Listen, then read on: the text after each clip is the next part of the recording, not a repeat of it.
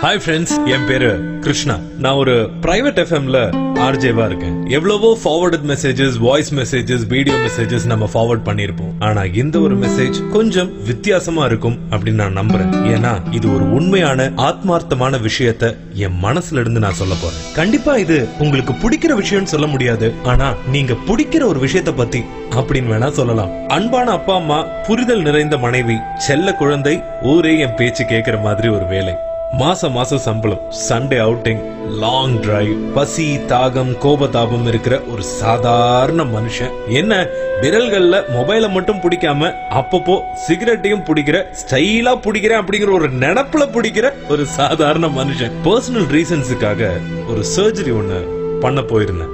அப்ப அனஸ்தீஷியா கொடுக்கிற டாக்டர் வந்து அந்த டியூப் இன்சர்ட் பண்ணும்போது தொண்டையில ஒரு கட்டி இருக்கிறத கண்டுபிடிச்சிருக்காரு. நினைவுக்கு வந்ததுக்கு அப்புறம் அந்த டாக்டர் என்ன கூப்பிட்டு, இந்த மாதிரி ஒரு கட்டி இருக்கு கிருஷ்ணா, என்னன்னு டெஸ்ட் பண்ணிக்கோங்க அப்படின்னு கேட்டாரு. அது முடிச்சதுக்கு அப்புறம் அவர் என்கிட்ட கேட்ட கேள்வி, சிகரெட் பிடிக்கிற பழக்கம் இருக்கான்னு. கொஞ்சம் தயக்கத்தோட நான் சொன்னேன், இருக்கு சார் அப்படின்னு. எவ்வளவு சிகரெட்னு கேட்டாரு. கடைக்காரரே ஏன் இவ்வளவு பிடிக்கிறீங்கன்னு அக்கறையா கேட்கிற அளவுக்கு பிடிப்பேன் சார் அப்படின்னு. சரி, ஒரு ENT ஸ்பெஷலிஸ்ட் கிட்ட போய் பாருங்க, பார்த்ததுக்கு அப்புறம் முடிவு பண்ணிக்கலாம்னு சொன்னாரு. அன்னைக்கு என் மனசுல ஒரு பயம் தோத்துச்சு. ENT ஸ்பெஷலிஸ்ட போய் பார்த்தேன். ஆபரேஷன் கண்டிப்பா பண்ணணும், இது என்ன கட்டின்னு அதுக்கப்புறம் தான் சொல்ல முடியும் அப்படின்ட்டாரு. ஆபரேஷன் எப்ப சார் பண்ணிக்கலாம் அப்படின்னு கேட்டதுக்கு, கண்டிப்பா 10 நாள் ஆகும், ஏன்னா இப்பதான் நீங்க ஒரு சர்ஜரி பண்ணிருக்கீங்க அப்படின்னு வேற சொல்லிட்டாரு.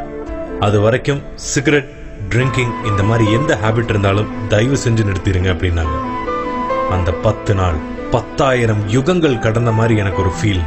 அந்த பயத்தோடையும் சிரிக்கவும் முடியாம, சாப்பிடவும் முடியாம, தூங்கவும் முடியாம, இது யாருக்கிட்டையாவது சொல்லலாமா அப்படின்னு சொல்லி என் ஃப்ரெண்ட்ஸு கிட்ட சொன்னா எனக்காக அவனுங்க அழுகுறானுங்க. அக்கறையா விசாரிக்கிறேங்கிற பேர்ல மறுபடியும் நானே மறந்திருந்தாலும் அதை ஞாபகப்படுத்தி என்ன மேலும் பயப்படுத்த ஆரம்பிச்சாங்க. டிவிலயோ, கிரீட்டிங் கார்ட்ஸ்லயோ, மெசேஜஸ்லயோ மிஸ்யூங்கிற எழுத்துக்களை பார்த்தேன்னா எனக்காகத்தான் யாரோ சொல்றாங்களோ, இன்டைரக்டா எல்லாமே நடக்குதோ அப்படின்னு நானே என் மனசுக்குள்ளார குழம்ப ஆரம்பிச்சுட்டேன். இந்த வலி, வேதனை, மரண பயம் இதெல்லாம் எதுக்கு, எதனால? குளிர்காலத்துல ஒரு பஃப், மழை வரும்போது ஒரு பஃப், வயிறு நிரம்ப சாப்பிட்டா அது ஜீரணமாகிறதுக்கு ஒரு பஃப், சூடான டீ ஆர் காஃபி குடிக்கும் போது ஒரு பஃப், நிலா வெளிச்சத்துல ஒரு பஃப், டென்ஷன் ஆகும் போது, பட்டினி கிடக்கும் போது, சிந்திக்கும் போது ஒரு பஃப்னு நம்மளே பல காரணங்களை உருவாக்கி இழுக்கும் இந்த சிகரெட்னால தானே. நான் யோகியோ தியாகியோ இல்ல, சாதாரண மனுஷன்தான்.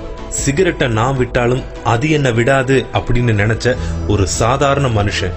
ஆனா இந்த மரணம் அப்படிங்கிற ஒரு வார்த்தை என்னோட வாழ்க்கையோட ஆரம்ப கட்டத்திலேயே வந்துரும் அப்படிங்கிற அந்த ஒரு பயம் இருக்கு பாருங்க, அதுதான் இன்னைக்கு அந்த சிகரெட் அப்படிங்கிற ஒரு விஷயத்த விட வச்சு உங்க முன்னாடி பேச வச்சிருக்குன்னு சொல்லலாம். இன்னும் உங்க கையில அந்த சிகரெட் இருந்துச்சுன்னா அதை விட்டுடுங்க. இந்த 10 நாள் என்னோட வாழ்க்கைய நீங்க அனுபவிச்சுதான் தெரிஞ்சுக்கணும் அப்படின்னு நான் விருப்பப்படல. உங்களுக்கு சிகரெட் பிடிக்கிற பழக்கம் இல்லைன்னாலும் சிகரெட் பிடிக்கிற பழக்கம் இருக்கிற உங்க ஃப்ரெண்ட்ஸை இதை கேட்க வைங்க. ஒரு முக்கியமான விஷயம், எனக்கு ஆபரேஷன் முடிஞ்சு ரிப்போர்ட்டும் வந்தாச்சு. கேன்சர் இல்லைன்னு டாக்டர் சொல்லிட்டாரு. ஆனா சிகரெட்டை பிடிக்கணும்னு எனக்கு இப்ப வரைக்கும் தோணவே இல்லை. ஏன்னா இந்த ஒரு வாழ்க்கைய நான் வாழ மட்டுமே விரும்புறேன். ஆஸ் அ ஃப்ரெண்டா சொல்றேன், ப்ளீஸ் டோன்ட் ஸ்மோக்.